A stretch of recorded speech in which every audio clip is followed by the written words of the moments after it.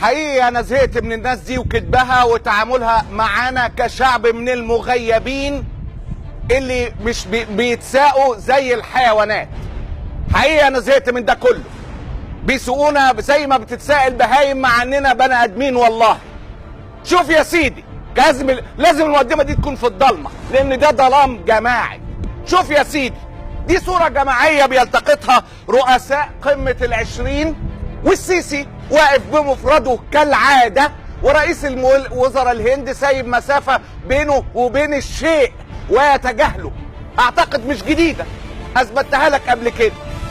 وبعدين رئيس وزراء الهند بيشير للرئيس الفرنسي عشان يجي جنبه ويقفوا الاثنين متجاهلين الشيء المبتسم ببلاهه كالعاده. الرئيس الهندي لازم يحط فاصل بينه وبين السيسي.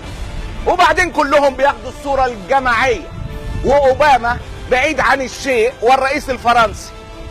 وبعد ما خدوا الصوره واتبسطوا وكله بدأ يتحرك من مكانه عشان يقابل اصحابه واخواته ويشاور للناس، ناس طبيعيين بيتعاملوا عادي خالص.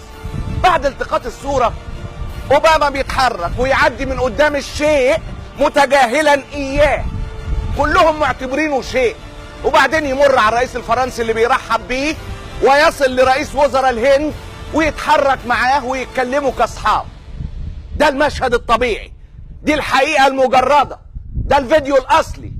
تيجي اليوم السابع اللي بيشرف عليها جماعه رضعه بشراهه من دندوت تعريض من ايام العباره وتزيف وتفبرك وتقول لك اوباما يقتحم حوار السيسي والرئيس الفرنسي ليصافح السيس.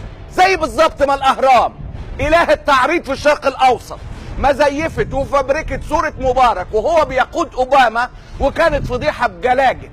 جاتكم نيله مليتوا البلد، حتى في التعريض فاشلين. اليوم السابع دعارة إعلامية. الله غالب. أشوفكم بعد الفاصل.